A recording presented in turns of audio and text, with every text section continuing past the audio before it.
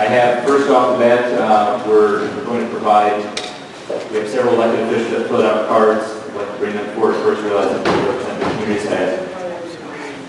I have Abbie Brennen, Mayor of Village of Tequesta first.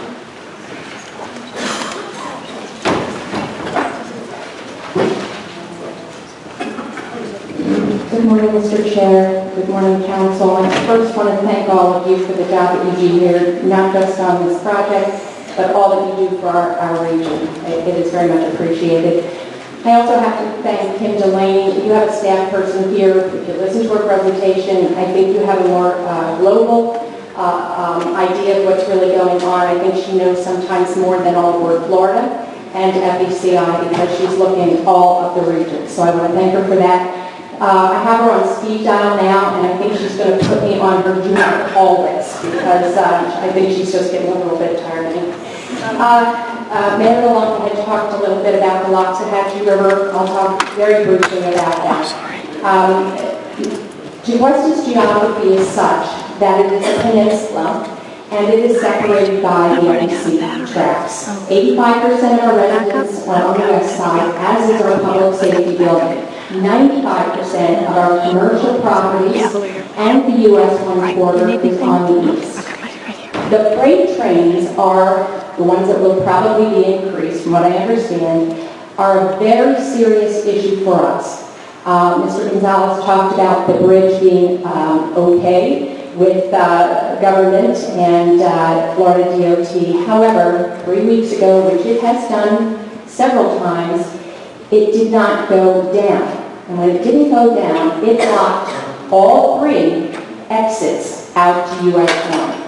We had no way of getting out to the east, and it was like that for 2.5 hours. So we have significant concerns about public safety. Also was spoken is if the bridge is down more often than it is up, the Realtors Association will tell you that it can be considered a fixed bridge. Property values, obviously, on the rest of the bridge are going to take a hit if that's the case.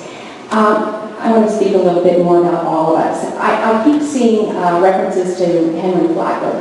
And when Mr. Flagler built this railroad, he came down and the towns were created around it. They have been working together for all of those years. I don't know that we can compare what is happening today as Mr. Flagler's dream. We are bisecting our communities. We are going to be putting a lot of these communities separated from each other, and that I don't believe. There is another comment that I hear quite often that this is a game changer. It most certainly is a game changer, and for many of us, most of us I believe, along this corridor, it is not a good game changer. It is going to impact our communities in a negative way. So I think the other thing I would just like to ask all of you, it was mentioned, the MPO is working on this, you are working on this, obviously all of our towns, communities are working on this.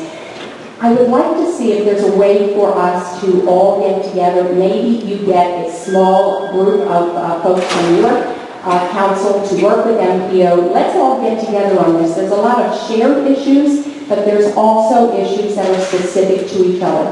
But I believe to be impactful on FECI and all over Florida, we need to identify the issues that we can all speak together. I think having a unified voice is going to be very important. Thank you. Thank you, Mayor Brennen.